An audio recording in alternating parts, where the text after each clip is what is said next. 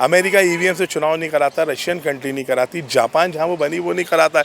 तो भारतीय जनता पार्टी को क्या दिक्कत है? मैं तो आपके माध्यम से अनुरोध करता हूँ भारत के माननीय प्रधानमंत्री जी से, गृह मंत्री जी से और भाजपा के राष्ट्रीय अध्यक्ष जी से कि अगर ईवीएम से आपको इतना विश्वास है, क्यों ईवीएम से चुनाव करा रहे हैं? आप तो शराबबंदी करो। आपकी पार्टी की उमा भारती जी आवाज़ उठाती है, माननीय शिवराज जी बोलते थे भाजपा की मांग है गुजरात में शराबबंदी है, करो ना शराबबंदी, क्यों नहीं करते हो? पहला कदम भाजपा को उठाना चाहिए, शराब पूर्णतः बंद कराया जाए। अंडे वाले जो ठेले वाले उनको भाजपा के कार्यकर्ता परेशान कर रहे हैं, 100 दे दो, 200 दे दो, 500 दे दो, दुकान लगेगी। ये भाजपा के कार्यकर्ताओं की लूट के लिए ऐसे डिसीजन लिए जा रहा था। मेरा ओपिनियन पोल तो भारतीय जनता पीएमओ के कार्यालय में बैठे एक जोशी जी हैं, जैसा पवन खेड़ा जी ने बताया, वो बनवाते हैं, उनके इशारे में सुबह बता दिया जाता है मीडिया को।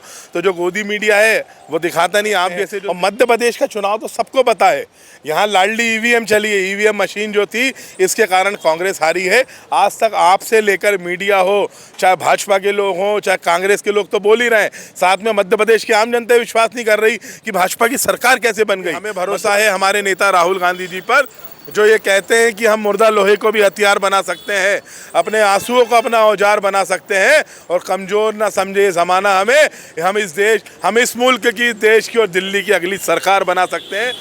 राहुल गांधी जी की भारत न्याय यात्रा जो कि 14 जनवरी से 22 मार्च तक के लिए ईस्ट से वेस्ट निकाली जा रही है, इसे भारत जोड़ो यात्रा पार्ट 2 के रूप में भी देखा जा रहा है। यह यात्रा लोकसभा चुनाव में कितनी कारगर होगी, इसे जानने के लिए हमारे साथ है राहुल राठौर जी। बात करते हैं। सर, क्या ये यात्रा लोकसभा चुनाव में कोई असर दिखा पाएगी? बिल्कुल दिखा पाएगी, निश्चित रूप से। हमारे नेता, भारतवर्ष की बुलंद आवाज़ और भारत की जनता की लड़ाई लड़ने वाले आदरणीय राहुल गांधी जी ने पूर्व में आपने देखा था भारत जोड़ो यात्रा करी थी, जिससे देश में एक नई क्रांति आई। कांग्रेस से युवा जुड़े और हर वर्ग कांग्रेस से जुड़ा, और भारत जोड़ो यात्रा को जितना जन समर्थन मिला था वो आज तक किसी यात्रा को नहीं मिला। अब इसी के पार्ट 2 को हम इसे मान लेते हैं कि 14 जनवरी मकर संक्रांति का दिन है। उस दिन आदरणीय राहुल गांधी जी, जननायक हमारे नेता, भारतवर्ष की जनता की आवाज़ को बुलंद करते हुए 14 जनवरी को मणिपुर से भारत न्याय यात्रा प्रारंभ करेंगे, जो कि 20 मार्च तक चलेगी और 6200 किलोमीटर पैदल वो चलेंगे और मुंबई में इसका समापन होगा। तो इस यात्रा की आज घोषणा हुई है, और जैसा कि हम लोग देख रहे हैं संपूर्ण सोशल साइट्स पर देखें या जनता के बीच देखें, पूरे देश में उत्साह का माहौल है कि भारत न्याय यात्रा में हमारे नेता राहुल गांधी जी 14 राज्यों में जाएंगे, 85 जिलों में जाएंगे। जहां जहां वो जाएंगे भारतवर्ष की जनता उन्हें प्रणाम करेगी, सलाम करेगी, और एक अजब सा उत्साह भारत न्याय यात्रा का बनने वाला है। और ये यात्रा भारतवर्ष के न्याय के लिए है। आज भारतवर्ष में जो तानाशाही चल रही है, जो गरीब जनता की आवाज़ दबाई जा रही है, जो राजनीतिक लोगों की आवाज़ दबाई जा रही है, जो हर वर्ग की आवाज़ दबाई जा रही है, जो शोषण हो रहा है, ईडी सीबीआई की धमकी दी जा रही है, और भारत को एक तानाशाह के द्वारा जिस तरह से चलाया जा रहा है, उसके खिलाफ हमारे नेता आदरणीय राहुल गांधी जी हमेशा संसद से सड़क तक आवाज़ बुलंद करते हैं। और हमारे नेता राहुल गांधी जी भारत न्याय यात्रा जब 14 जनवरी को प्रारंभ करेंगे तो देश में एक उत्सव का माहौल होगा।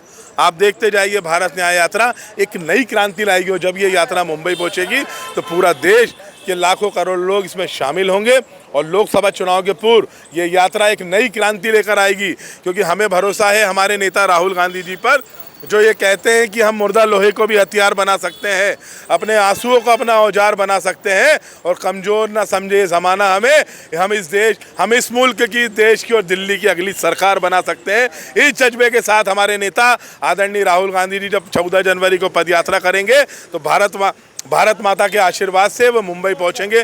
पूरा देश उन्हें सलाम करता है। मेरी शुभकामना है आपके माध्यम से हमारे नेता आदरणीय राहुल गांधी जी और हर उस व्यक्ति को जो इस यात्रा में चलेगा, शामिल होगा, और मैं स्वयं शामिल होऊंगा। भारत जोड़ो यात्रा में भी मैं इंदौर में मेरी आदरणीय राहुल गांधी जी से मुलाकात हुई थी, और मध्य प्रदेश में मैं 12-13 दिनों तक था, तो बड़ा उत्साह हमें मिला, बहुत कुछ सीखने को मिला, और हम उम्मीद करते हैं भारत न्याय यात्रा एक नया कीर्तिमान पूरे विश्व में रचेगी। पर राहुल जी, भारत जोड़ो यात्रा तो मध्य प्रदेश में, राजस्थान में कोई जादू नहीं कर पाई। आपने देखा होगा कि जो ओपिनियन पोल दिखा रहे थे उसका उल्टा ही रिजल्ट आया है। तो भारत जोड़ो यात्रा मध्य प्रदेश में कमाल क्यों नहीं कर पाई? नहीं, भारत जोड़ो यात्रा आप देखिए, हिमाचल में गई, हिमाचल में कांग्रेस जीती, कर्नाटक में गई, कर्नाटक में कांग्रेस जीती, तेलंगाना का रिजल्ट आप देख सकते हैं, और मध्य प्रदेश का चुनाव तो सबको पता है, यहाँ लाडली ईवीएम चली है, ईवीएम मशीन जो थी इसके कारण कांग्रेस हारी है। आज तक आपसे लेकर मीडिया हो, चाहे भाजपा के लोग हों, चाहे कांग्रेस के लोग, तो बोल ही रहे हैं, साथ में मध्य प्रदेश की आम जनता विश्वास नहीं कर रही कि भाजपा की सरकार कैसे बन गई, मध्य प्रदेश में कांग्रेस की सरकार कैसे नहीं बनी। जनता तो ये कह रही जो 163 सीट भाजपा की आई वो वो कांग्रेस की आनी चाहिए थी, और जो कांग्रेस की सीटें आई वो भाजपा की आनी थी। जनमत तो यही था, लेकिन लाडली ईवीएम के दम पर, षड्यंत्र पूर्वक और प्रशासन के दम पर भाजपा ने अपनी सरकार बना ली। लेकिन अब हम देखते हैं कि भारतीय जनता पार्टी मध्य प्रदेश में क्या करती है। लाडली बहना को 3,000 रुपये कब मिलेंगे? हमारे हाथ में भाजपा का वचन पत्र है। भाजपा ये ना भूले 3100 में धान कब खरीदोगे। कांग्रेस का कार्यकर्ता लड़ाई लड़ रहा है, और आज कांग्रेस के कार्यकर्ता में पुनः उत्साह आ गया है, क्योंकि आज हमारे नेता आदरणीय राहुल गांधी जी ने भारत न्याय यात्रा का जब से घोषणा हुई है तब से हम एक नया जज्बा आ गया है। भाजपा के खिलाफ हम लड़ेंगे और इस देश की जनता को, भारत को जोड़ेंगे भी, नफरत को मिटाएंगे भी। नफरत के बाजार में मोहब्बत की दुकान लगाकर भारत न्याय यात्रा में शामिल होंगे और भारत की आम जनता को न्याय दिलाएंगे। राहुल जी, भारत जोड़ो यात्रा का लोकसभा चुनाव में कोई प्रभाव पड़ेगा? क्योंकि अभी से ओपिनियन पोल दिखा रहे हैं कि भाजपा की एक तरफा सरकार बन रही है। ये ओपिनियन पोल क्या होता है, कितने लोगों से पूछा जाता है? ओपिनियन पोल तो भारतीय जनता पीएमओ के कार्यालय में बैठे एक जोशी जी हैं, जैसा पवन खेड़ा जी ने बताया, वो बनवाते हैं। उनके इशारे में सुबह बता दिया जाता है मीडिया को। तो जो गोदी मीडिया है वो दिखाता नहीं। आप जैसे जो निष्पक्ष मीडिया, वो कांग्रेस की, आदरणीय राहुल गांधी जी की, हमारे सांसदों की, हमारे नेताओं की, और जो भाजपा के विरोध में बोलते हैं उन सबकी आवाज़ को दिखाता है। आज आप देखिए देश में एक इंडिया गठबंधन बना है। उस इंडिया गठबंधन की मजबूती को आप समझिए। दक्षिण में भाजपा का सुपड़ा साफ है, ईस्ट वेस्ट देखिए आप भाजपा कितने राज्यों में, आप कैलकुलेट कर लीजिए, मात्र 7-8 राज्यों में भाजपा की सरकार है। आज भारतीय जनता पार्टी देश में कहीं भी मजबूत नहीं है। मध्य प्रदेश, छत्तीसगढ़, राजस्थान जीतने से कोई अमर नहीं हो जाता है। पिछली बार जब चुनाव हुआ था 2018 में, तो मध्य प्रदेश, छत्तीसगढ़, राजस्थान में कांग्रेस की सरकार बनी थी, लेकिन लोकसभा में हमें मात्र 3 सीटें मिली। एक मिली मध्य प्रदेश में छिंदवाड़ा, और 2 मिली थी छत्तीसगढ़ में। बाकी जगह हम हारे थे। तो ये जनमत थोड़ी है, जनमत तो पूरे देश की जनता देगी। 542 सीटों पे जब चुनाव होगा, ईस्ट में भाजपा का सुपर साफ है। मुझे लग रहा है साउथ में 2 या 5 सीटें भी भाजपा नहीं ला पाएगी। पंजाब में भाजपा की सरकार नहीं है, दिल्ली में भाजपा की सरकार नहीं है। महाराष्ट्र में जब उद्धव ठाकरे की पार्टी कांग्रेस के साथ और एनसीपी के साथ लड़ेगी, वहाँ क्या होगा? पिछली बार उद्धव ठाकरे की पार्टी शिवसेना और भाजपा मिलके लड़े थे, इस बार तीनों अलग लड़ेंगे, वहाँ हारते हैं। बिहार में आप देखिए पिछली बार नीतीश कुमार जी उनके साथ थे, इस बार नीतीश कुमार जी, राजद और कांग्रेस मिलके लड़ेगी, वाम मोर्चा, वहाँ पे स्थिति अलग होगी।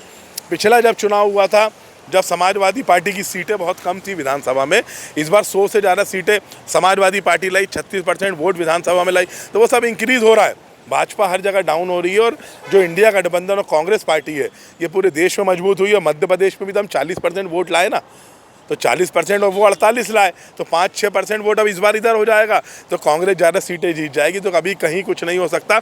जैसे मध्य प्रदेश में कोई नहीं कह रहा था भाजपा की सरकार बनेगी, लेकिन बन गई।